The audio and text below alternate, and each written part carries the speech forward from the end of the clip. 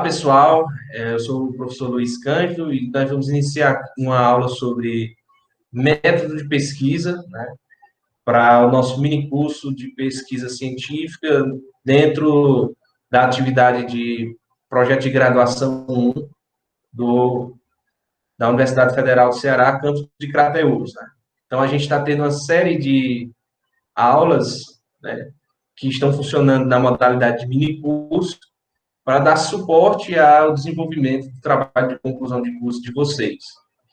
Na aula de hoje, nós vamos falar sobre o método de pesquisa. Nessa primeira parte, nós vamos conceituar e traçar os objetivos de um método de pesquisa para que vocês possam estruturar a pesquisa de vocês, ok?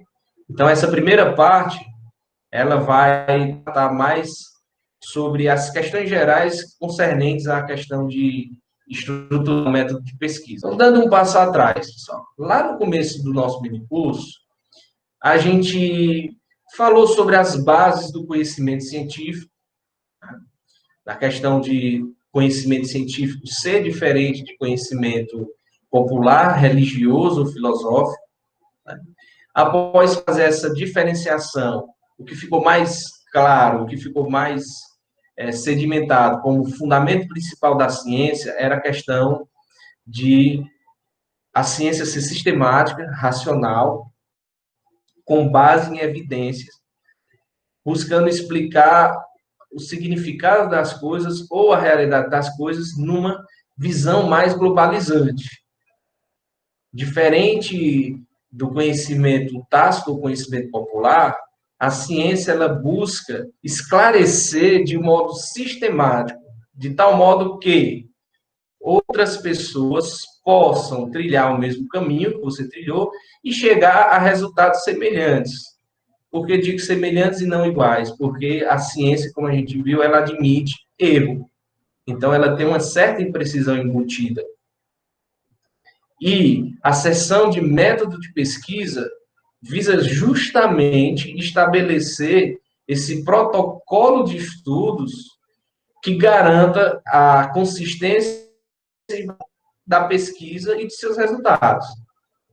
Nós vimos também que os nossos artigos eles podem ser do tipo teóricos ou empíricos.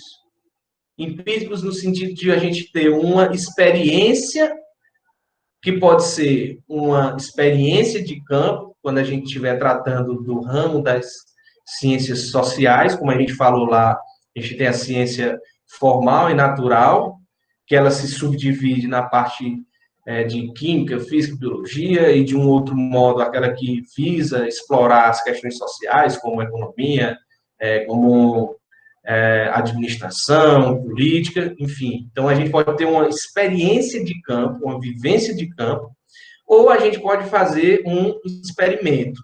Então, os estudos empíricos estão nesse campo de ideia.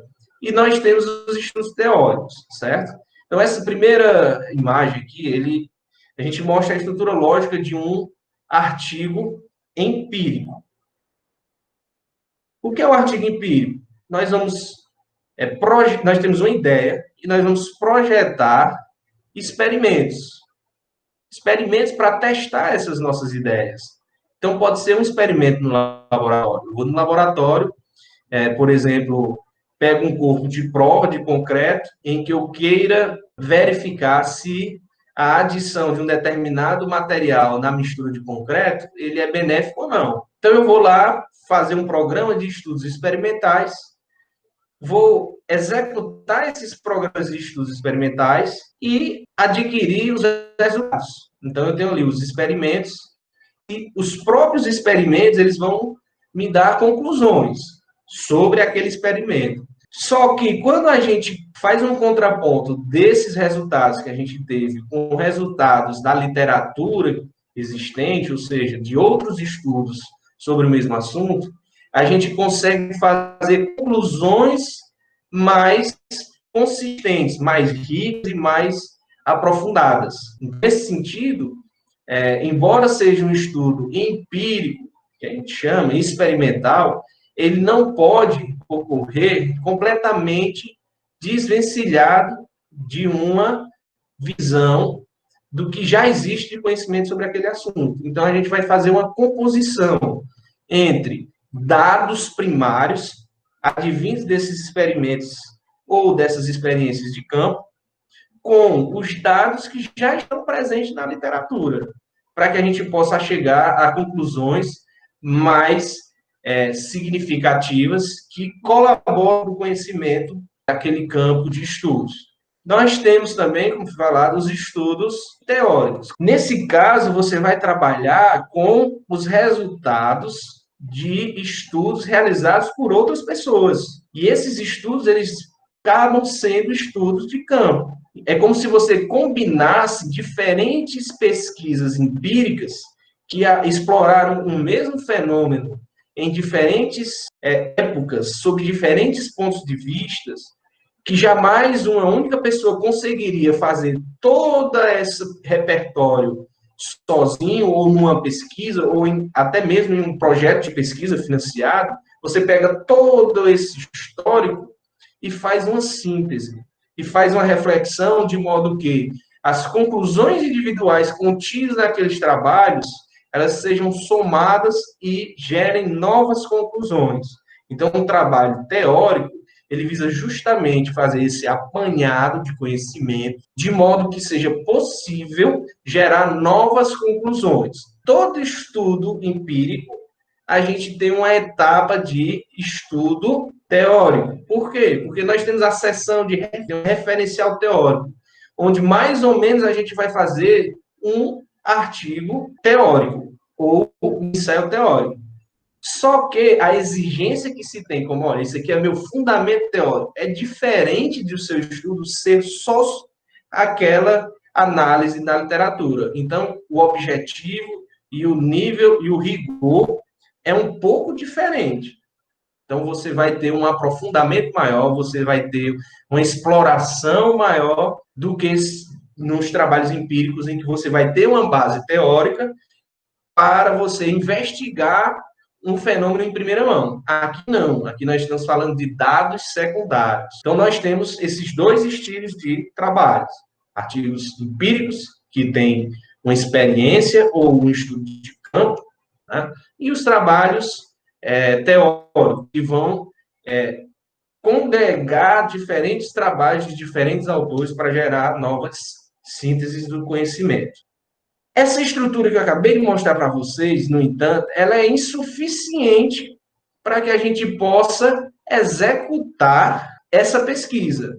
Ou seja, ela representa uma lógica por detrás desse tipo de estudo, mas ela não pode ser em si mesmo o nosso item de método de pesquisa, que é o que a gente vai detalhar nessa aula de hoje. Então, pessoal, como aquela estrutura lógica que eu acabei de apresentar, ela em si não pode ser o nosso item de método de pesquisa. O que seria um item de método de pesquisa, né?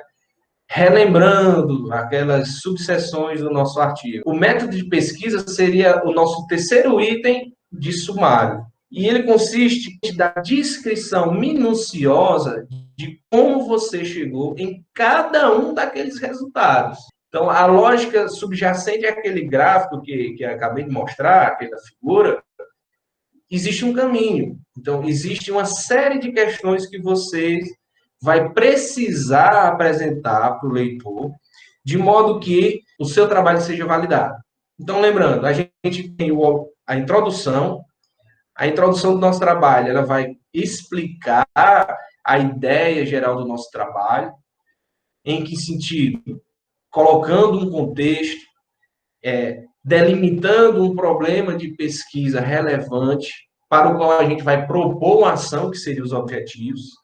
A gente precisa explicar por que essa nossa pesquisa, que a gente escolheu fazer, ela é importante, tanto para a questão da ciência, como para a questão da comunidade, da sociedade. A gente falou que essa justificativa ela pode se dar em termos de relevância e originalidade. A originalidade ela consiste em você identificar no corpo de conhecimentos existentes, ou seja, outros estudos, que alguma problemática não foi explorada. Então, Quando você faz um estudo e contribui com aquilo ali, é uma relevância, é uma contribuição teórica. E do ponto de vista prático, a gente pode pensar em três pontos, né? A questão econômica, a questão social e a questão ambiental. Como aquilo que eu escolhi fazer contribui do ponto de vista econômico, social e ambiental.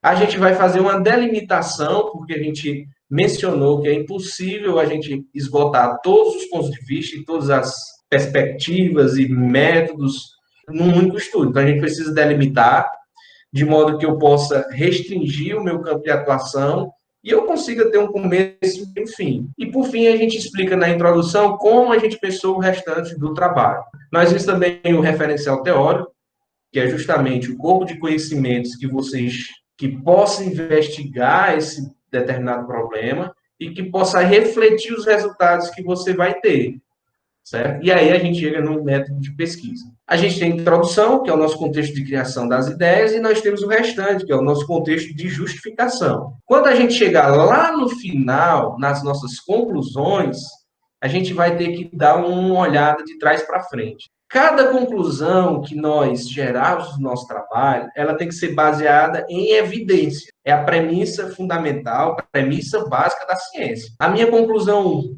ela foi discutida. Essa discussão, ela teve por base o referencial teórico. Se algum desses resultados eles não gerarem conclusão para o nosso trabalho, a gente tira. Se a gente tiver alguma conclusão que não foi baseada em nenhuma dessas evidências, a gente também tira.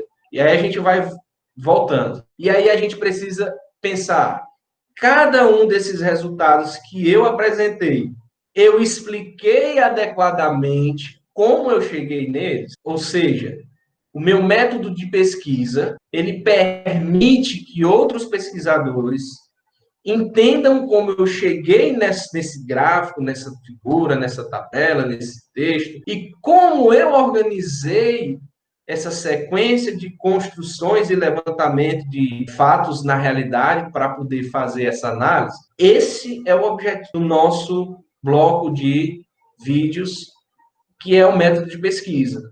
Então, da mesma forma que se eu tiver um resultado que não gera conclusão, eu vou eliminar, ou uma conclusão que não foi gerada a partir de resultados, eu vou eliminar, eu também vou eliminar métodos de pesquisa que, porventura, não tenham gerado resultados que me ajudem a explicar o determinado fenômeno e chegar a uma conclusão. Nós temos que enxergar essa nossa lógica de pesquisa em cadeia.